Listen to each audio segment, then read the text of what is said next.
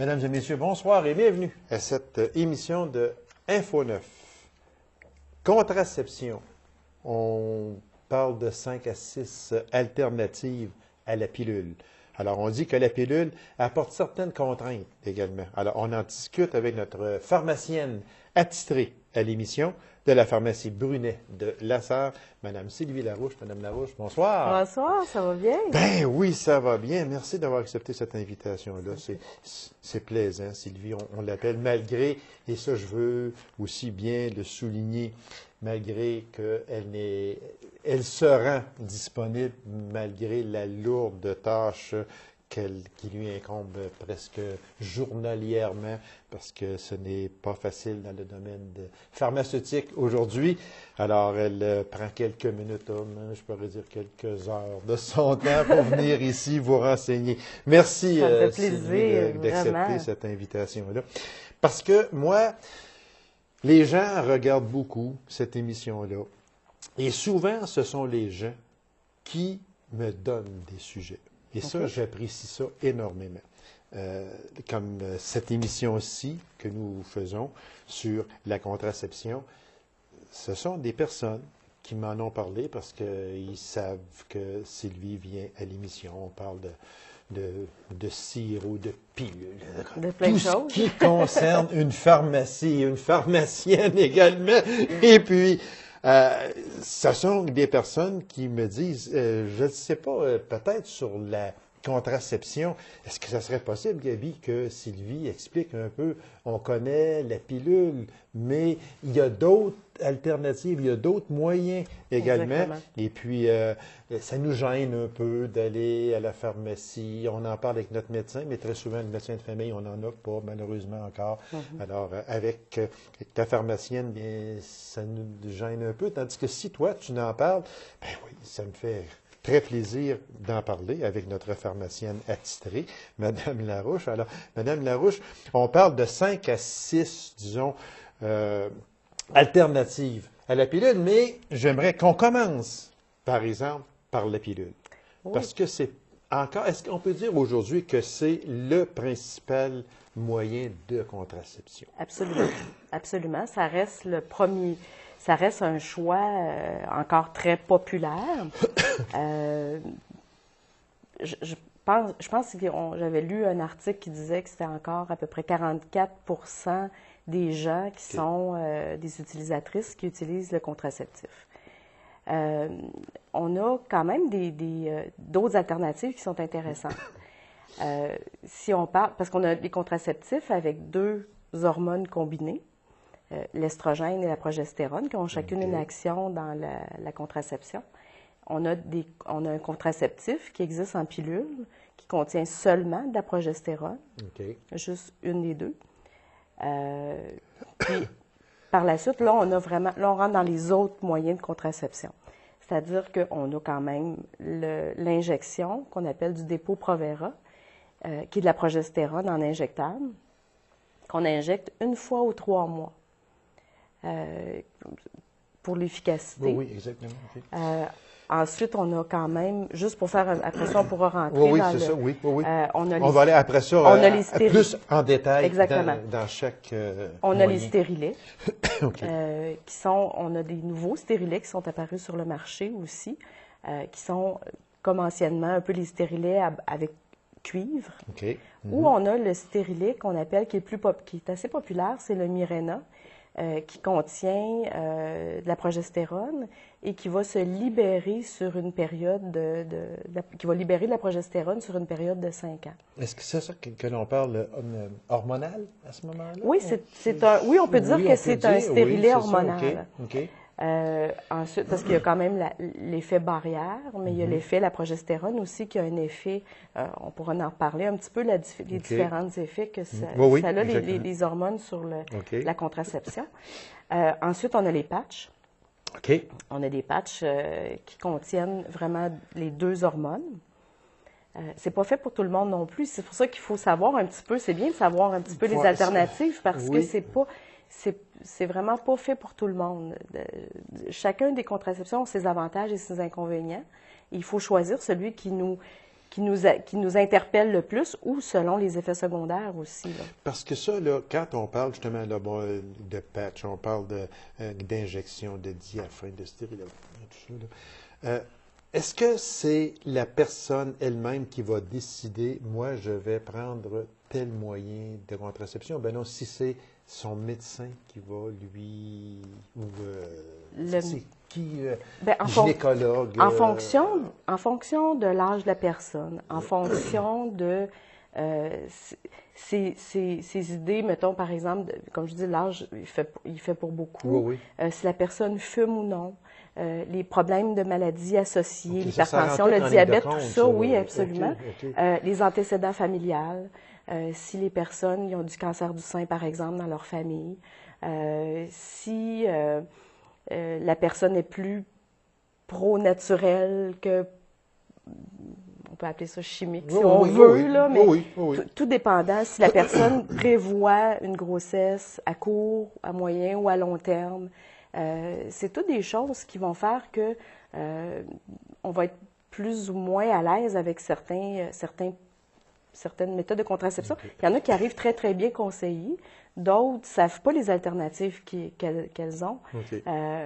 Entre autres choses, comme autres moyens aussi, on a un anneau qui libère de l'estrogène et de la progestérone, un anneau vaginal, un petit cercle qu'on va vraiment introduire au niveau que la personne elle-même va introduire, puis va aller porter ça le plus loin possible autour un petit peu du col de l'utérus et ça va libérer des hormones. Parce qu'on parle c'est environ 5 cm de diamètre qu'on dit. Oui, c'est ça. C'est sûr que l'anneau est standard. Donc, on va quand même le loger autour du col de l'utérus, puis qu'on va introduire profondément. Il faut surveiller de temps en temps, être sûr qu'il soit toujours quand même en place. Ça fait partie. Puis, on a les anciennes méthodes ou les vieilles méthodes, c'est-à-dire le condom, la mousse contraceptive ou la gelée contraceptive, qui est toujours d'actualité. Oui, parce que c'est sûr qu'il reste toujours le fameux condom. Là, oui, parce que toutes les autres méthodes, en fait, c'est que ça ne nous protège pas contre les maladies transmises sexuellement. Voilà, exactement. Ce que, par contre, fait le condom. Exactement. Oui. Donc, c'est vraiment... il y a eu plein de choses. Il y avait le diaphragme dans le temps qu'on utilise à peu près plus maintenant, qui était une espèce de petit... C'est une barrière, en fait. Là, ça faisait une certaine barrière au niveau du col. C'est toutes des choses qui font que quand on a un certain choix, quand on est au courant un petit peu des différentes alternatives, c'est sûr que les médecins vont probablement les proposer aux patientes. Dire, bien, quelqu'un qui arrive et dire, moi, la pilule, pas tellement pour ça, qu'est-ce que vous m'offrez d'autre? Qu'est-ce que j'ai comme alternative? Et c'est sûr que toutes les méthodes sont très, très efficaces s'ils sont bien utilisés de façon optimale. Mais chacune a ses lacunes. Chacune a ses contre-indications. Puis le taux d'échec aussi, parce que... Oui, parce que les effets secondaires, mais il y a des effets bénéfiques aussi, même au contraceptif. Oui, exactement. Parce que lorsque l'on regarde très, très vite le tableau que nous avons ici devant nous, quand on regarde l'efficacité, c'est toujours autour de 99 points quelques %. Oui, ça, c'est dans la théorie utilisée de façon optimale. Ah, voilà la pharmacienne qui vient de parler. Voilà. Parce que c'est sûr que si, par exemple, on a une injection d'hormones aux 90 jours et on retarde, dès qu'on retarde un petit peu l'injection on oublie ou peu importe, pour quelque raison que ce soit, à ce moment-là, déjà au moment où on oublie, peu importe, de changer le contraceptif, de prendre notre pilule, de retarder une injection, à ce moment-là, ça vient diminuer l'efficacité du contraceptif. Il y a certaines interactions avec les médicaments toujours, même avec certains produits naturels aussi. Il y a plein de choses. Si le stérilet se déplace, si l'anneau se déplace aussi, ou est en train où on perd l'anneau, si les patchs décollent. Parce que quand on arrive avec des taux d'efficacité, et vous l'expliquez très bien aussi, c'est à la condition que tout soit correct, tout soit parfait ou à peu près. C'est ça. Est-ce qu'il y a une meilleure méthode qu'une autre? Non, si c'est utilisé de façon vraiment rigoureuse, vraiment optimale, parce qu'il y en a qui disent « Ouais, mais moi, je connais quelqu'un qui tombe enceinte sur les contraceptifs. » Puis elle les prenait comme il faut, tout le temps et tout ça. OK, parfait. Est-ce qu'elle les prenait régulièrement au même moment? Est-ce qu'elle en a oublié? Est-ce qu'elle a pris un médicament qui a pu affaiblir le contraceptif? Est-ce qu'elle a retardé mettons, on a des fois une période d'arrêt de 7 jours. Est-ce qu'elle a recommencé son contraceptif 8 jours ou 9 jours plus tard. Plutôt que 7 jours? Parce que 7 jours, c'est vraiment le maximum. On peut recommencer entre 5 et 7 jours un contraceptif. Donc, c'est tous ces facteurs-là qui fait que, en fait, la pilule contraceptive, par exemple, il y a un taux d'échec de 3 à 8 Mais pour tous ces motifs-là, pour toutes ces raisons-là. Exactement. C'est ça qui arrive. C'est que je pense aussi, et vous me corrigerez si je suis dans l'erreur, c'est toujours le gynécologue ou le médecin de la patiente qui, réellement, c'est en discutant avec cette personne-là qu'ensemble, elles vont devenir d'accord à faire un choix de contraceptif à ce moment-là. Parce que, peut-être que je me trompe, mais est-ce que la femme elle-même peut arriver puis dire, moi, je prends le stérilet? Oui, parce que maintenant, les nouveaux stérilets... Oui, déjà, on ne pouvait pas, par exemple, quelqu'un qui n'avait jamais eu d'enfant. On ne pouvait pas installer un stérilet, les anciens stérilets, les premiers, on ne pouvait pas installer de stérilet aux femmes qui n'ont pas eu d'enfant. Maintenant, ce n'est plus du tout une raison. Les nouveaux stérilets qui existent, autant le Mirena, autant les nouveaux stérilets à base de cuivre, peuvent être installés chez les femmes qui n'ont jamais eu d'enfant. Comme je dis, c'est vraiment un choix ce qu'il faut regarder vraiment, c'est les effets secondaires potentiels. Mais il y a vraiment des bénéfices aussi, parce vraiment, même au contraceptif, à la pilule traditionnelle, il y a vraiment certains avantages. Ça peut prévenir certains cancers. Donc, il y a quand même des choses, ça peut aider à renforcer un petit peu la masse osseuse. Ça maintient le calcium plus solidement au niveau des os. On ne va pas prescrire le contraceptif pour maintenir la masse osseuse, mais ça va aider. Quelqu'un qui, même une personne, là on parle dans les contraceptions, dans les pilules contraceptives avec les 2 hormones, on parle jusqu'à 35 ans pour une personne qui fume. Mais quelqu'un qui ne fume pas, qui est en bonne santé, ça rentre en ligne de compte, oui, et qui a plus de 35 ans, non fumeuse et en bonne santé, on pourrait utiliser le contraceptif jusqu'à la ménopause. Ah, mon Dieu! Oui. Donc, ça veut dire qu'il y a quand même une différence de quelques années et plus? Oh oui, absolument, parce que la ménopause, c'est pas nécessairement... Parce que c'est sûr qu'à la ménopause, souvent, on va introduire, dans certains cas, ceux qui n'ont pas de contre-indication, on va introduire encore des contraceptifs, des hormones. On n'appelle plus ça des contraceptifs, bien sûr, là, parce qu'il n'y a plus de... Il n'y a plus d'avantages. Il n'y a plus, exactement, oui. Il n'y a plus de risques. On parle de mots hormones. Mais on parle d'hormones, effectivement, qui ont quand même aussi d'autres avantages.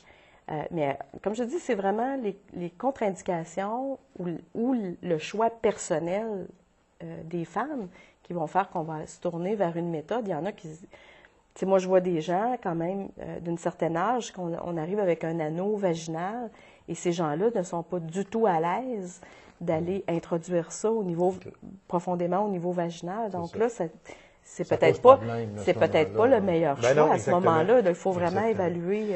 Bon Dieu que le temps passe très vite, Sylvie. Fait que on peut y aller avec chaque moyen qu'on a ici, mais on va le faire pas mal en surface parce qu'on n'aura pas le temps d'aller.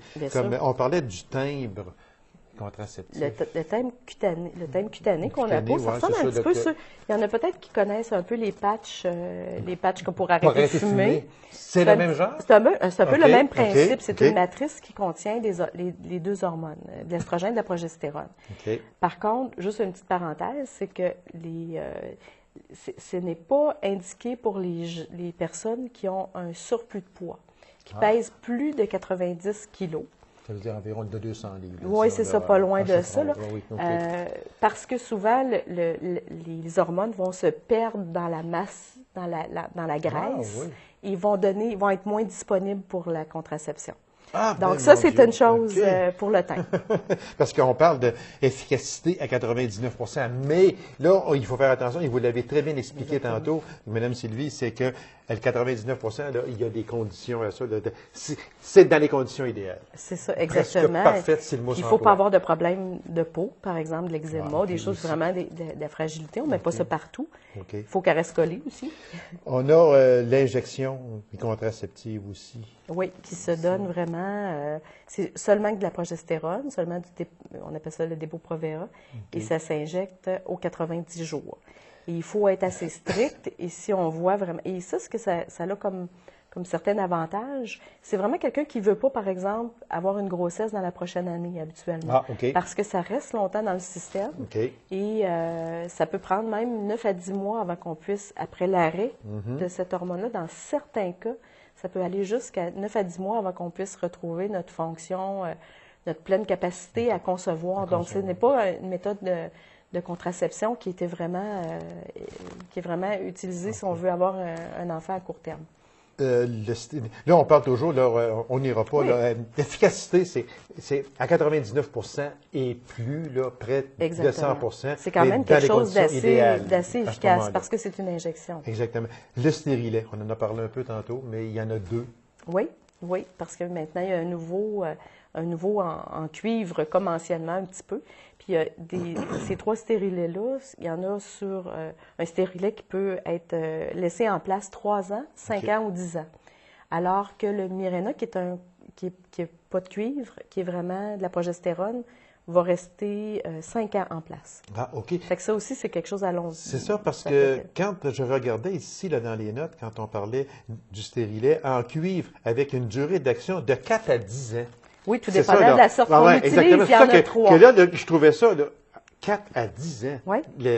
Il me semble que la marge est grande, là, vous l'avez expliqué. C'est ça, parce qu'il y en a 3. C'est ça. Il y en a 3 qui c'est recommandé plus. 3, 5 ans, mettons. 3, 5 et 10 ans. Et 10 ans. Ou le Mirena qui est 5 ans. Vraiment. Exactement. Oui. Le diaphragme, ça, c'est. Dans les notes que l'on a, le diaphragme, c'est lui qui serait le moins efficace à 94 %. Oui, parce que c'est une espèce de capuchon. Un effet barrière, une barrière mécanique, où on mettait vraiment un gel une mousse permicide et qu'on fixait au niveau du col. Il fallait prendre des mesures, mais c'est juste comme une espèce de barrière et ça peut effectivement se déplacer. Il faut l'introduire quand même un certain temps avant. Il faut attendre avant de le retirer aussi, que vraiment pour que l'action, parce que les spermatozoïdes peuvent vivre jusqu'à 72 heures. Ah, okay. Donc, si on l'enlève trop tôt, puis qu'il reste que la mousse permicide n'a pas fait vraiment sa job de vraiment tuer les spermatozoïdes, on peut avoir des surprises. C'est pour ça. Mais c'est quelque chose que l'on ne voudrait pas avoir, peut-être. Non, puis c'est quelque chose qui est vraiment abandonné en fait de méthode de contraception. Oui, c'est de moins en moins demandé, si on veut. Exactement, moins disponible aussi. Et on parle aussi là, de l'implant. Ça, celui-là, il... Oui, bien, c'est vraiment... Je vous dirais que c'est pas quelque chose de populaire là, à ce moment-ci, puis c'est souvent utilisé pour d'autres problèmes de santé que vraiment, comme par exemple l'endométriose, des choses comme ça, qu'un moyen de contraception. Mettons que ça l'a pas fait, ça l'a pas pris le marché, pas du tout, là, actuellement. Là, c'est vraiment quelque chose d'autre. C'est, comme je dis, c'est vraiment pas quelque chose que même le médecin va vous offrir en tant que tel. Ça l'a pas pris une... Oui, puis on parle d'une efficacité quand même de 99,9 %, mais c'est disons, le moins populaire. On va y aller avec un dernier qui est l'anneau vaginal que vous avez parlé aussi. Oui, exactement, que la femme doit mettre en place elle-même et surveiller. Puis c'est quelque chose qu'on applique, qu'on laisse 21 jours et qu'on retire pour une période de 7 jours. Okay. Ensuite, on réintroduit un nouvel anneau. Disons que il ne doit pas être populaire énormément, celui-là. J'en ai quelques-uns qui sont... mais ça fait partie des choix. Oui, exactement. En fait, les gens... on a toujours une petite réticence, mais par contre, les personnes qui l'utilisent souvent j'ai rarement vu le mois d'après dire, écoute, moi, je veux plus rien savoir de cette méthode-là. Et le dernier, et non le moindre, que l'on a parlé aussi très peu, mais qui est quand même efficace à presque 100%, c'est le condom. Oui, absolument. Mais encore là, si c'est bien utilisé, ouais, c'est ça, exactement. Si c'est pas utilisé avec n'importe quel lubrifiant, puis si on utilise une mousse ou un spermicide, ça peut augmenter l'efficacité aussi. Madame Sylvie, merci infiniment. C'était encore une fois très intéressant. Comme toujours, vous êtes toujours bien renseignés. Fait que je vous remercie énormément de votre présence à cette émission. Puis on devrait, en principe, en faire une autre d'ici au printemps. Il y a beaucoup de sujets encore. Il y en a tellement. Absolument. Si vous avez des sujets, exactement, ça va me faire plaisir de vous apporter des réponses. Puis les réponses sont toujours très à point. Alors, merci beaucoup, Mme Larouche, et puis on se donne rendez-vous à une prochaine émission. Parfait. Je vous remercie beaucoup. Alors, courte pause, mesdames et messieurs. On vous revient immédiatement après. Restez avec nous.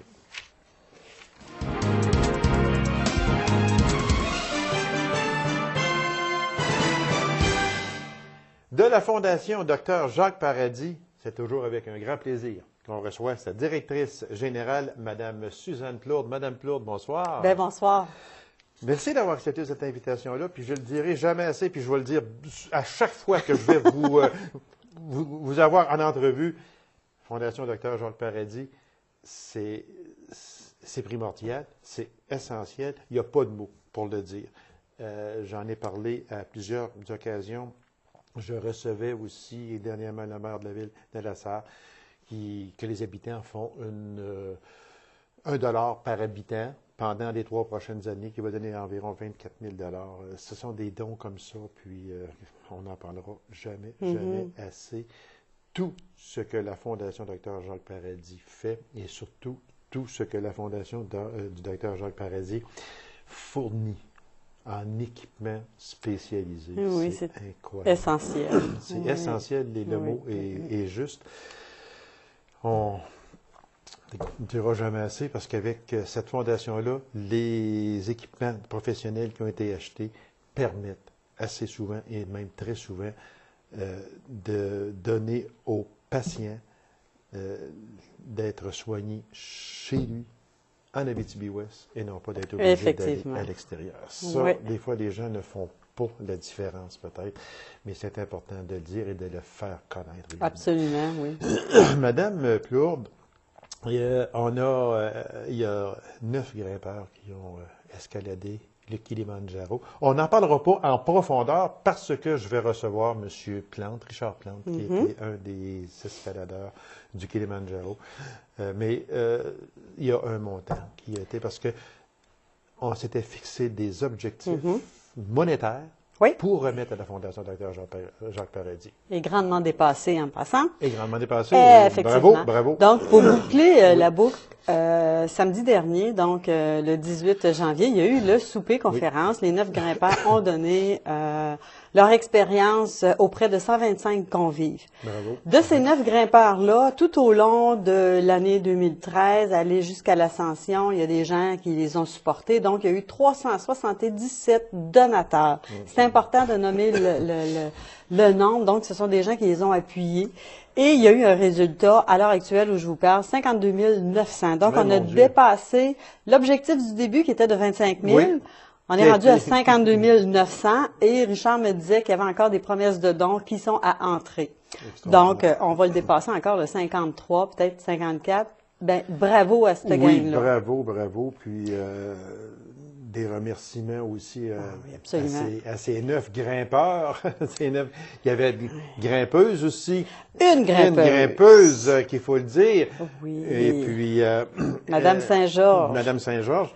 Alors, il faut leur dire merci d'avoir pensé à la Fondation Dr Jacques Paradis et merci d'avoir escaladé le Kilimandjaro, qui est un des monts les plus hauts de l'Afrique. Alors, félicitations. Et je veux rappeler aussi que les gens, ces grimpeurs-là, le coût pour cette activité-là était tout près de 10 000 $. Et ce sont les grimpeurs qui ont assumé leur coût. Ça, c'est important. Donc, tous les dons, les supporters, c'est 100% que c'est revenu à la Fondation. À la Fondation Dr Jacques Paradis. Donc, bravo.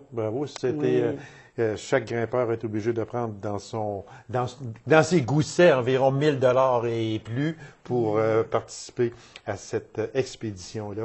Alors, les profits ont été remis à 100% à la Fondation Dr. Jacques Paradis. Bravo, bravo et merci énormément. Parade de mode. Il y a eu une belle parade de mode qui a été organisée par Mme Manon Drouin. Oui, effectivement, parade de mode, Manon Drouin, associée au programme Joker du Centre de santé. Donc, il y a eu 80 mannequins. Monsieur, madame, tout le monde, vous et moi, bon, la caméra, nous, bon, on est des adeptes, ça nous dérange pas. Voilà. Mais écoutez, c'est pas tout le monde. Donc, beaucoup de gens qui ont sorti de leur zone de confort et qui ont paradé leur mode de vie. Donc, ils ont été entourés de 20 bénévoles et il y a eu 350 spectateurs à cette belle parade. Bravo. Et ça a généré un 5 500 $ qu'ils ont remis à la Fondation également. Je vous dis que ça démarre bien une campagne. Oui, ça démarre une campagne. On va en parler dans quelques instants de la nouvelle campagne 2014-2016, mais je veux en revenir à cette parade de mode. Vous avez bien employé l'expression que on a sorti des personnes, monsieur, madame, tout le monde de leur zone de confort, puis venez parader. Ça, c'est pas facile. Non, c'est pas facile, puis chapeau, et je les remercie encore 1000 fois, là, c'est tout un exploit. Oui, exactement. Puis, il faut dire aussi un grand bravo à Mme Manon Drouin aussi qui a organisé cette parade de mode-là. Bravo, Mme Drouin, parce que c'était pas facile. Non. C'était pas facile parce que quand je reviens encore à ça, dire à monsieur puis dire à madame, bon bien là, vous allez vous emmener devant 300 quelques personnes, vous allez vous emmener parader pour Puis vous savez, ces gens-là, ils ont adapté des saines habitudes de vie. Oui. Donc, il y a eu le tabagisme, il y en a qui ont arrêté de fumer, il y en a qui ont une perte de poids, une meilleure qualité de vie. Donc, tout ça, tout ensemble, là, c'est quelque chose. Alors, bravo aux personnes qui ont paradé. Merci infiniment de vous être prêtés à ce jeu, il faut dire, à ce jeu, parce que c'était un jeu. On s'est amusé follement. Et puis, bravo à Mme Drouin aussi d'avoir organisé cette superbe parade de mode. Campagne Fondation Dr. Jacques Paradis 2014-2016. 2013.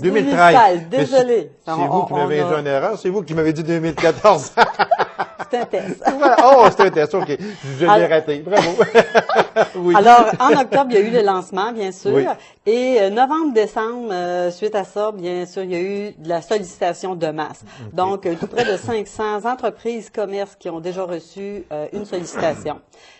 Déjà, on a eu des réponses, on les remercie beaucoup. Et je voudrais faire une petite anecdote il y a beaucoup d'activités, comme vous avez vu, là, il y a 2 activités avant la campagne qui s'organisent et tout ça. Donc, on est très ouvert aux gens qui auraient des idées d'organiser. On a le goût de faire un souper, mais regarde, pour la Fondation, on est là, on peut supporter. C'est sûr qu'on a une petite politique. On regarde ensemble la possibilité et tout ça.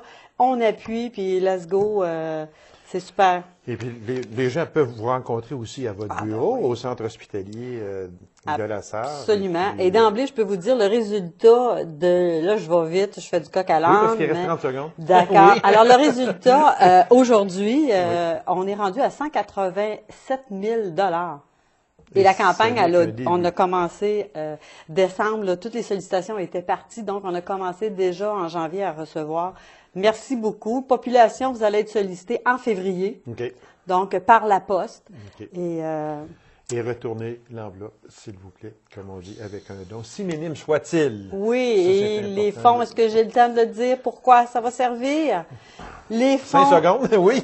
Alors, les fonds vont servir à l'achat d'un équipement d'appareil de mammographie numérique et un appareil d'échographie cardiaque. Très important. Oui. Madame Plourde, merci beaucoup. Puis on va soutenir cette campagne-là, puis on va vous réinviter à plusieurs occasions pour savoir où on est rendu cette campagne 2013-2016. Merci beaucoup, Madame Plourde. C'est moi qui vous remercie. Alors, mesdames et messieurs, merci d'avoir été là. On se donne rendez-vous à une prochaine émission d'Info 9. Au revoir.